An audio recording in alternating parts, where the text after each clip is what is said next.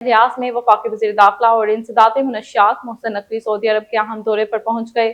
جہاں ان کا سعودی قیادت کی جانب سے پرتپاک اور شاندار استقبال کیا گیا۔ شیخ خالد انٹرنیشنل ایئرپورٹ پر سعودی عرب کے وزیر داخلہ شہزادہ عبدالعزیز بن سعود نے اپنے پاکستانی ہم منصب محسن نقوی کا خیر مقدم کیا اور دونوں رہنماؤں کے درمیان خوشگوار انداز میں ملاقات ہوئی۔ اس موقع پر پاکستان اور سعودی عرب کے درمیان دیرینہ برادرانہ تعلقات، باہمی تعاون، سیکیورٹی امور، انسداد منشیات،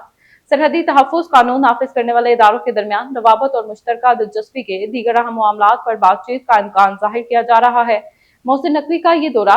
ایسے وقت میں ہو رہا ہے جب پاکستان اور سعودی عرب مختلف شعبوں میں تعاون کو مزید مضبوط بنانے کے لیے مسلسل رابطے میں ہیں۔ دونوں ممالک کے درمیان مذہبی، تاریخی، سفارتی اور عوامی سطح پر گہرے تعلقات قائم ہیں، جبکہ لاکھوں پاکستانی سعودی عرب میں روزگار اور مختلف شعبوں میں خدمات انجام دے رہے ہیں۔ بیجنگ میں چین کی کمیونسٹ پارٹی کی ایک اہم تقریب کے دوران صدر شی جن پنگ نے نمایاں خدمات انجام دینے والی سی پی سی ارکان کو جولائی 1 میڈل سے نوازا، جسے پارٹی کا سب سے اعلیٰ اعزاز قرار دیا جاتا ہے۔ یہ تقریب بدھ کی صبح great hall of the people میں منعقد ہوئی، جہاں شی جن پنگ نے، جو کمیونسٹ پارٹی آف چائنا کی مرکزی کمیٹی کے جنرل سیکرٹری، چین کے صدر اور مرکزی فوجی کمیشن کے چیئرمین بھی ہیں، ایوارڈ حاصل کرنے والوں کو خود میڈلز پہنائے اور ان سے ہاتھ ملا کر ان کی خدمات کو سراہا۔ یہ اعزازی تقریب کمیونسٹ پارٹی آف چائنا کے قیام کی 105ویں سالگرہ کی تقریبات کا حصہ تھی، جس میں ملک بھر سے پارٹی کے نمایاں ارکان، پارٹی کارکنوں اور نچلی سطح کی پارٹی تنظیموں کو بھی خراج تحسین پیش کیا گیا۔ اسلام آباد میں نائب وزیر اعظم اور وزیر خارجہ سینیٹر محمد اسحاق ڈار نے خواتین سے متعلق 9ویں OIC وزارتی کانفرنس کے لیے قائم اعلیٰ سطحی کمیٹی کے چھٹے اجلاس کی صدارت کی۔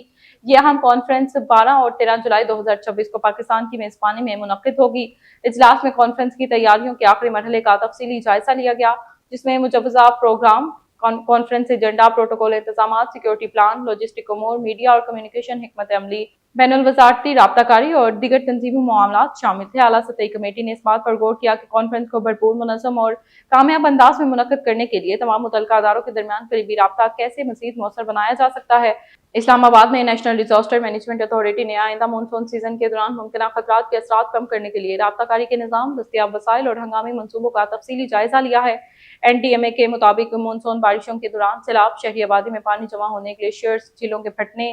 کلاؤڈ برسٹ، لینڈ سلائیڈنگ، ندی نالوں میں طغیانی، پہاڑی علاقوں میں حادثات اور دیگر شدید موسمی واقعات کے خدشات کو مدنظر رکھتے ہوئے تمام متعلقہ اداروں کو پیشگی تیاری مکمل رکھنے کی ہدایت دی گئی۔ اسی کے ساتھ نیوز اسٹوڈیو سے فی الوقت اتنا ہی۔ مزید اپڈیٹس کے لیے دیکھتے رہیے DM نیوز اردو۔